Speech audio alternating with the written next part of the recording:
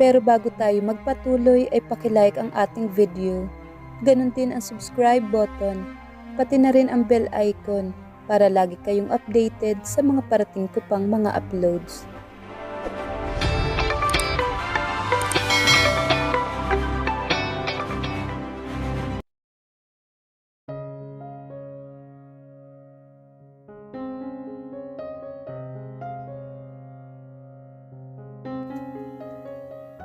Just like that, sa isang pikit lang ng mga mata, ay biglang nagbago ang lahat. Kung noong isang araw ay halos mabiyak ang utak niya sa kakaisip, kung saan na naman kukuha ng pera. Isang Good Samaritan ang bigla na lamang sumulpot sa harapan niya at nangakong tutulong. Nailipat na si Janie sa isang pribadong hospital at sa isang executive pa. Dito muna kayo until things are okay. Iyon ang bilang sa kanya ni Miss Castillo. May 24 hours monitoring para sa anak niya. Si Dr. Malbas pa rin ang pangunahing pediatric cardiologist ng anak. Mabuti na lang at affiliated din ito sa bagong nilipatang facility. Kilala na niya ito at alam niyang may malasakit din ito sa kanila. Katunayan ito pa nga ang personal na nag-refer sa kaso ng anak niya kay Miss Castillo. Day, bakit ang bait naman ni Miss Castillo? Tanong naman ni Vicky nang minsan dumalaw ito. May dala ito mga prutas para sa inaanak nito. Sadyang may mababait pa rin talaga na natitira sa mundo, kagaya mo. Napahinto naman si Vicky sa pagbabalat ng orange at binunggo ang siko niya. Ay, nahiya naman ako doon. Kumunot naman ang noo niya. Ano naman yung mga pinagsasabi mo, Vic? Hindi ko naiintindihan pero salamat talaga sa lahat. Inilapag nito ang prutas at niyakap siya mula sa tagiliran. Mahal kita, no? Mas mahal niya ito. Ito lang naman ang sumagip sa kanya noong duguin siya sa daan. Dinala siya nito sa isang hospital. At nang malamang wala nang mapupuntahan, isinama siya sa lugar nito sa Cavite. Doon niya nakilala ang ina nitong si Lourdes. Hindi kayang bayaran ang lahat ng malasakit nito sa kanya. Madalas nitong sabihin, nahihiya na ito sa magiging makasalanan. Pero kung tutuusin, mas busilak pa ang kalooban nito kumpara sa ibang mga tao. Sina Vicky, sila ang superhero ng buhay nila ni Jenny. At ngayon ay kasama na niya si Miss Castillo. Halos isang oras din na nagtagal si Vicky sa hospital. Kailangan na nito magpahinga muna dahil kagagaling lang nito sa club. Bago ito umalis ay nagbiro pa ito na baka raw nawawalang kamag-anak siya ni Miss Castillo. Ngunit imposible. Wala siyang kamag-anak na mayaman. Lumaki silang tatlo lang ng nanay niya at ang tiya Marga niya ang magkasama. Pero palasipan pa rin talaga sa kanya ang hindi mapaniwala ang kabaitan ng benefactor ni Jenny. Pero imbes na baguluhin ang utak, ay nagpapasalamat na lang siya. Malaking blessing si Miss Castillo. 2 beses lang niya itong nakakausap, pero nakaramdam kaagad siya ng instant connection sa babae. Ang bilis din itong nakagaanan ng loob ng anak niya. Napahakbang siya papalapit sa anak niya. Gising ito at nilalaro ng stop toy na ibinigay ni Miss Castillo. Tita. Gusto nitong tawagin ito ni Jenny ng tita. Kapag hinahaplos nito ang pisngi ng anak, nadarama at nakikita niya ang halong pangungulila sa mga mata nito. May kakaibang kislap. Hindi lang ito tumutulong bilang benefactor, kundi isang kadugo. May kakaibang kabog na namayani sa kanyang dibdib. Tila nangatog ang tuhod na napaupo siya sa bench na nasa gilid ng kama ng anak at walang kakurap-kurap na tinititigan ang abuhing mga mata nito. Nabuo ang hinala niya sa isip niya. Ang mga mata ng anak niya ay nagpapaalala sa kanya sa mga alkala. The legacy of Lola Carmela is here to stay.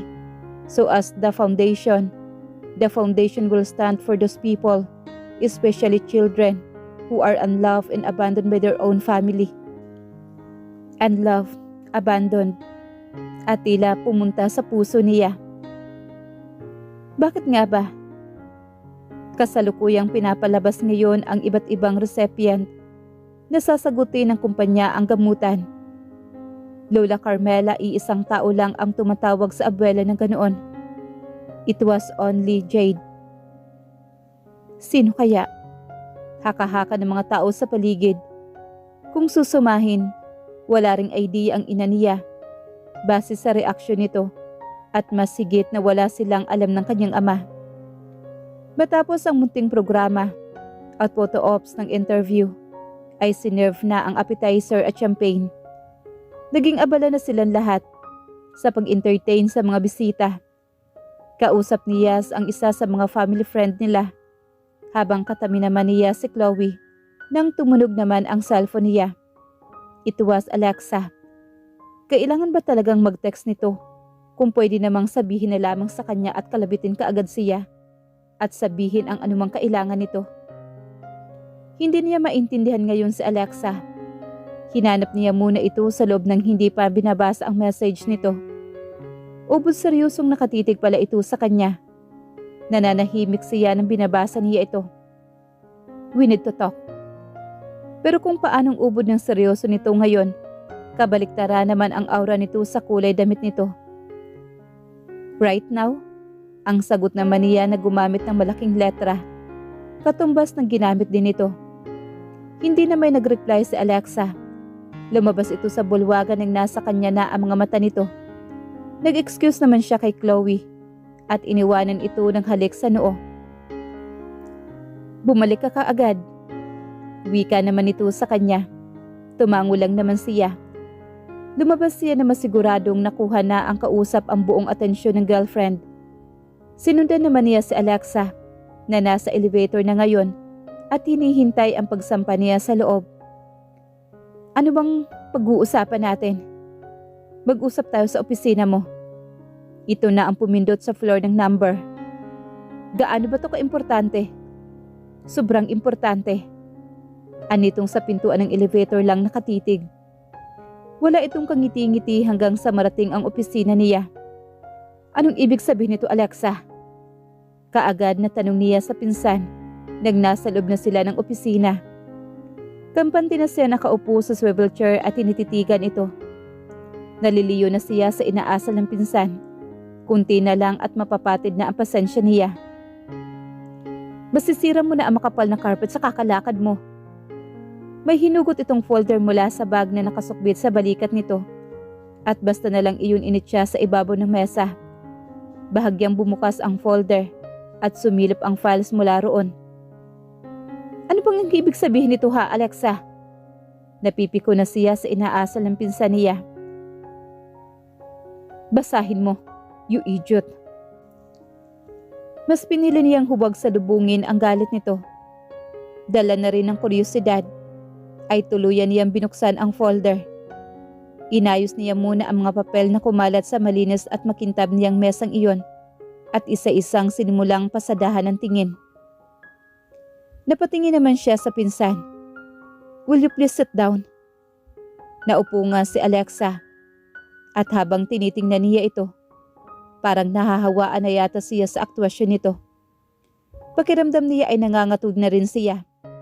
Medical records ang unang tumambad sa kanya.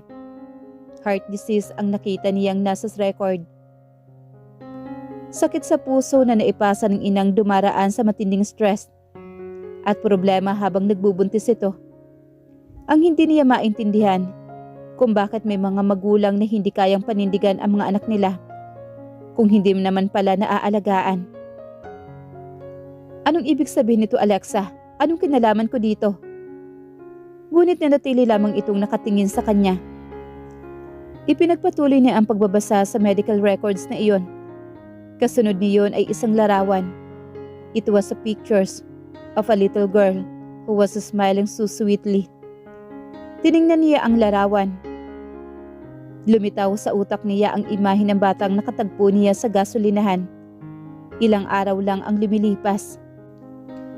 Ang bata sa larawan at ang nasa Cavite ay iisa. Hindi siya maaring magkamali. dahil ilang gabi nang binibisita siya ng batang iyon sa panaginip niya. Naiisip niya iyon kahit sa gitna ng mga trabaho niya. This was Jenny again.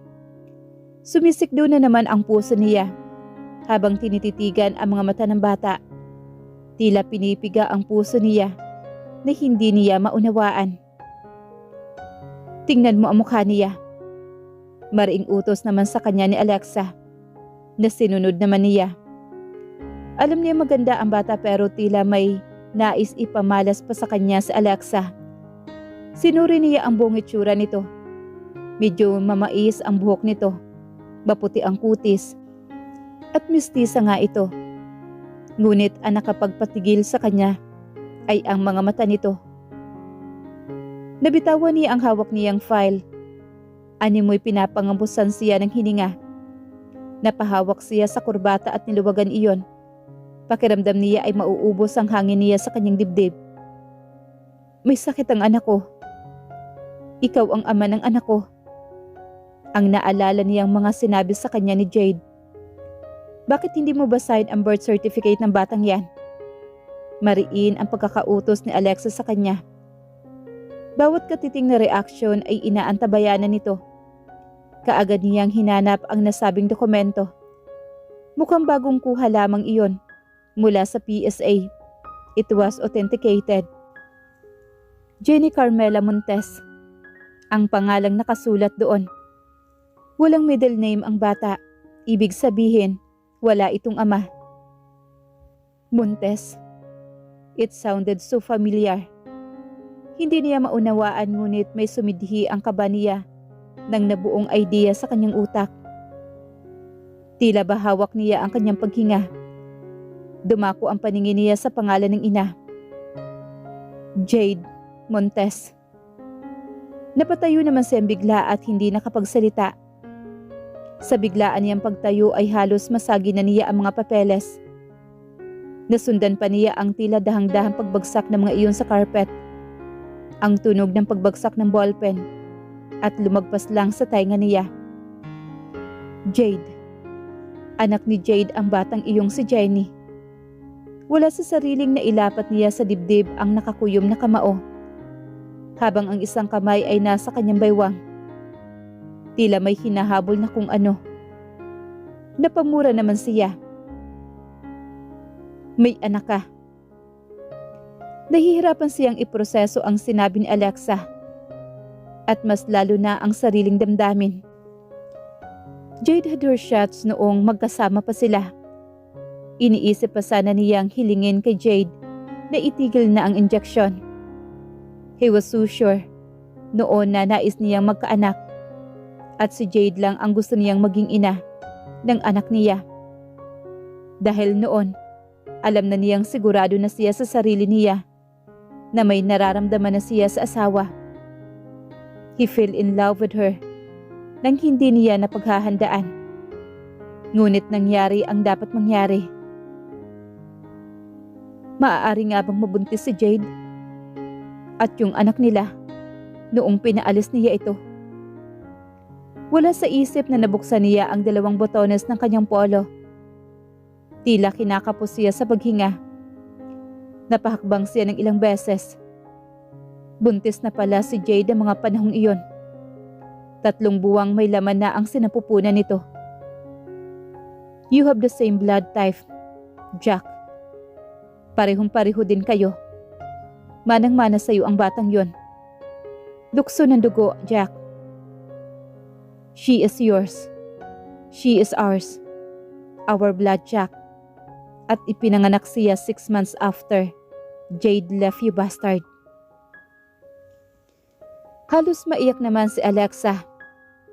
Ngayon niya lang napagtantong namumugto pala ang mga mata nito. Her eyes were bloodshot. Ramdam niya ang gigil nito at ang tinitimping galit nito sa kanya. You can have a DNA test all you want, but just by looking at her, atin siya, Jack. Walang dudang isa siyang alkala. Jenny. It's Jenny. Hindi na kailangan ang DNA test. Ramdam niya sa puso niya ang malalim na ugnayang mayroon siya kay Jenny. She is his. God, he has a daughter. Hindi maipaliwanag ni Jack ang galit na kanyang nararamdaman. Kung maaari niya lang hawiin ang daan, ay ginawa na niya. Ilang minutong nakaalis si Alexa, ay lumabas siya. Bitbit ang larawan ni Jenny. Jenny Carmela. Pabilis ng pabilis ang paghakbang niya, patungo sa sasakyan ng sinasaulo ang magandang pangalan ng anak. Sa bawat niyang paghakbang, ay ang pagbitiw ng mga tanong sa isipan niya. Paano nakuha ni Jade ang pangalan na iyon? Ano ang pinaglilihian nito noong ipinagbubuntis ang anak nila? Ano ang mga hirap na pinagdaanan nito? Napakagago mo, Jack. Tama nga si Alexa. Jack? Hindi niya alintana kanina kung sino ang tumatawag sa kanya. Nang halos takbuhin na niya ang kinapaparadahan na nakahandang sasakyan sa entrance ng gusali nila. Iisa lang ang nais niyang makita. Ang anak niya. Wala na siyang pakialam kung may mga appointment man na mabibitin siya. Paano ka ba haharap kay Jade, Jack? Naging mas matunog ang kaba niya sa dibdib sa naiisip niya. Maaaring masampal nga siya ni Jade. Maaari siya nitong murahin. Ngayon pa lang ay kinakabahan na siya. Kung may kasalanan man ito noon, mas malaki naman ang pagkukulang niya sa anak nila. Mag-isa ito sa hirap habang pinapalaki nito si Jenny.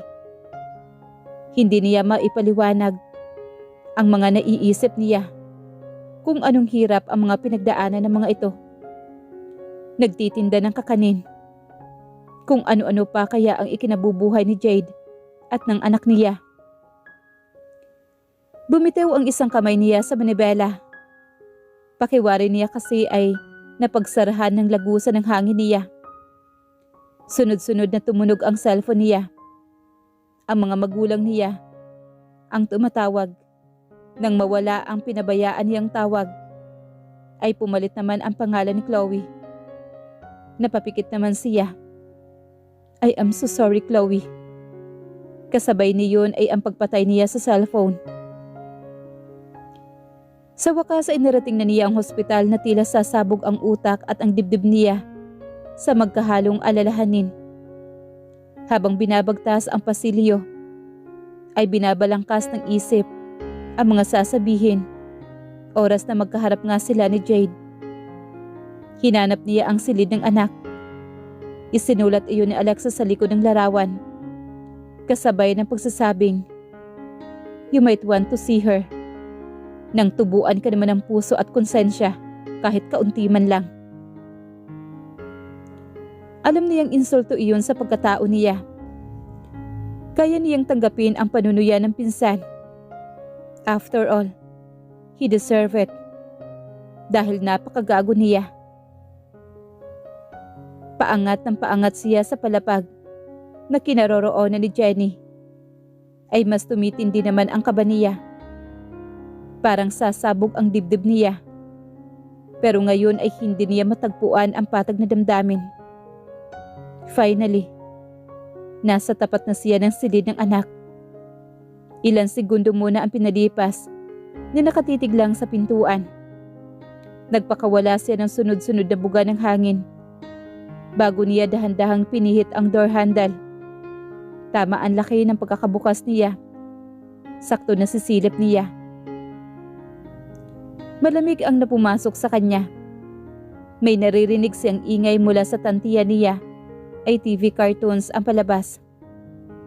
Unti-unti niyang nilalakihan ang pagkakabukas ng pintuan. Nakatalikod na nurse ang nakikita niya. May kung ano itong ginagawa sa pasyente. Sigurado niyang si Jenny na iyon. Maliban sa nurse, wala ng ibang tao pa sa loob. Wala si Jay doon. Kung tila noon ay kampante siyang kinakausap ito. Pero ngayon, hindi magawang lumabas ang tapang niya. Isipin pa lang na maghaharap sila. Nahihiya siyang harapin ito sa totoo lang. Pero kailangan niyang gawin. Nangangatog ang tuhod niyang inihakbang papasok ang kanang paa. Hanggang sa tuluyan siya makapasok. Inilapat niya pasarado ang pintuan. Napalingon ang nurse at nagtatanong ang mga matang tumingin sa kanya.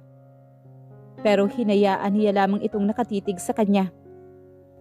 Nagpatuloy siya sa paghakbang nang hindi inaalis ang titig sa gawing paanan ng hospital bed.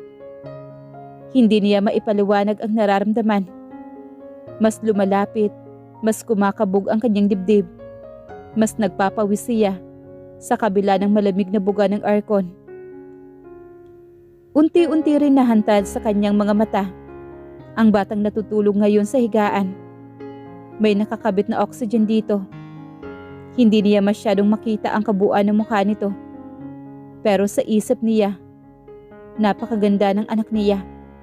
Isang beses lang niya itong nakita. Pero tumatak na ang maamong mukha nito sa utak niya. Jenny. Pinipiga ang puso niya sa nakikitang ayos nito. Nakikita niya kung gaano ito kahina. Nakikita niya na nasasaktan ito. Ang puso niya ay halos malapirot sa nakikitang anyo ng anak. Tila lumilipat sa kanya ang hirap na makita ang ritmong ngunit mabagal na paggalaw ng dibdib nito. Mas nahihirapan ang kalooban niya. Diyos ko, siya ang dahilan ng paghihirap nito. Hindi na niya na malayang may tumipong likido sa gilid ng kanyang mga mata. Excuse me, sir. Bahagyan niya lang sinulyapan ang nurse. Tumitig naman ito pabalik sa bata. Kapag kuwan ay sinabi, okay sir. Anitong sa mukha niya ay ngayon ay nakatitig. Kayo po ang ama niya, sir? Ngumiti pa ito sa kanya. Paano nito nakita ang pagkakahawig nilang dalawa? Tama si Alexa. Napakagago nga niya. Para hindi niya maramdamang anak nga niya ito. Masyado nang naging bato ang puso niya at nakaligtaan niyang pakinggan ang pintig niyon sa unang beses na magkatagpo sila ni Jenny. Kung paanong gusto niya itong habulin, yakapin at pupugin ng halik. Yes, ako ang ama niya. May bara sa lalamunan nang sabihin niya iyon. Alam ng Diyos kung gaano niya hiniling na magkaroon ng anak. Pero nahihiya siyang angkinin ang anak niya. He neglected her. He was an absentee. He was an absentee father. And worst, he rejected her more than once. Can you please leave us alone? I just want to be with my daughter. Daughter, iba ang hatid ng katagang iyon sa puso niya. Para bang may malaking kakulangan sa puso niya. Ang napuna na pinagbigyan siya ng nurse. He was left alone with his daughter. Kumakbang pa siya papalapit rito. Ilang sandali ring nakatunghay siya sa natutulog na anak. Ano ba ang alam niya? Ibinubulong ng puso niya na halikan at haplusin ang pisngin nito. Pero hinahatak naman siya ng kakaibang bahagi ng utak niya na huwag iyong gawin sa takot na baka magising ito. Ngunit ang puso ng isang ama ay hindi maaaring pigilan. Kusang umangat ang palad niya at natagpuan na lang niya ang sariling panay ang naging paghaplos sa noo at buhok ng anak. Napakasimple lang. Pero iba ang epekto niyon sa kanya. Naupo siya sa bangketo sa gilid ng kama. Dahan-dahan ay ginagap niya ang maliit na palad ni Jenny. Tila gumuho ang lakas ng lahat niya. Lalo na nang maramdaman ang tila marahang gumalaw. Naalala niya kung paano naglakbay ang init patungo sa puso niya. Noong minsang nahawakan niya ang palad nito. Ganitong-ganito ang pakiramdam na hinahaplos ang puso niya, na tila kinukuyumos. Hindi niya mapangalanan ang damdamin. Sinuyod niya ang mukha ng anak, at halos hindi siya makapaniwala na may nabuo nga sila ni Jade. na napakagandang anak. Ang saya-saya niyang malaman na may anak siya. Pero kakabit ng tuwa ay ang matinding panunundot ng konsensya. Dinudunggol ang kaloob-looban niya dahil alam niyang malaking dahilan siya sa sinapit ng anak niya. Siya ang punot dulo sa lahat. Hinayaan niyang masaktan at pahirapan niya si Jade. Pero siya itong pinaparusahan sa huli. Mas doble ang sakit na nakikita niya. Si Jenny ang umani ng katigasan ng puso niya. Umangat ang palad niya. Marahang hinahaplos ang hapis na pisngi ng anak. 6 na taon ang sinayang niya. Dahil hindi siya naniniwalang may anak sila ni Jade. Ang bawat milestone sa buhay ng anak niya ay hindi niya nagawang makita. Sa kaniya na malayang namamasa na ang gilid ng kanyang mga mata. I'm sorry, baby. I'm sorry. So sorry. Napakagago ni Daddy. Napasubsob siya sa gilid ng kama ng anak. Matunog na ang naging pagsinghot niya. At nagtaas baba ang likod sa tindi ng emosyon. I'm so sorry. I promise. I will make it up to you, baby. Walang kapaguran niyang gagawin iyon. Hindi niya alam kung gaano siya katagal na nakasubsob sa kama ni Jenny. Narinig na lang niyang bumukas ang pintuan. Nag-angat siya ng mukha. Pinalis muna niya ang mga luha bago dahan-dahang lumingon. Halos triple naman ang kalampag ng ingay sa dibdib niya. Nang mapagsino ang nakatayo roon. Mula sa kinaroroonan niya, ay tanaw niya ang isang babaeng nakatungo habang may hinahalungkat sa sukbit ng tumbag. The woman looked more of that someone he knew from the past and not the one who shared that one hot night with. Medyo maluwang ang jeans nito. Plain peach at t-shirt. Nakatali lang ang buhok nito, gaya ng dati. Pero nakikita niya kung gaano ito kaganda kahit lumipas pa ang maraming taon. There was a little hint of maturity, pero maganda pa rin ito. Ganoong-ganoon pa rin si Jade na pinakasalan niya noon. May katamtamang kapal ng mga kilay, katamtamang tangos at cute na ilong. At napakaganda ng labi nito. Muling nagtagpo ang mga mata nila. At ang mga matang yun, ang unang pumukaw sa kanyang pinakaunang beses na nagtagpo sila noon. Inaasahan niyang mag-iiwas ito ng tingin, gaya ng madalas nitong gawin noon. Hinintay niyang sugurin at sampalin siya nito. Hindi mawari, ngunit hindi nangyari. Nanatili itong kalmadong nakatitig lang sa kanya. Lumipas sa mga sandaling walang sinuman ang nangahas na nagsalita sa kanila. Hindi niya mahanap ang tamang kataga na maaaring sabihin. Binabalot sila ng nakakabinging katahimikan.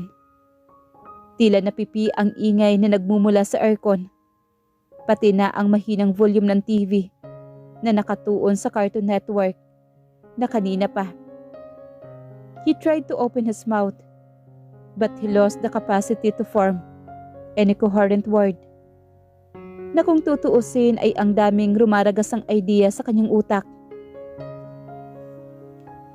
Ang hirap magsalita pero pinilit niyang hanapin ang tapang na bumuo ng pangungusap. Ano ba ang tamang sabihin? Kumusta? Almost 2 months ago, he was with this woman.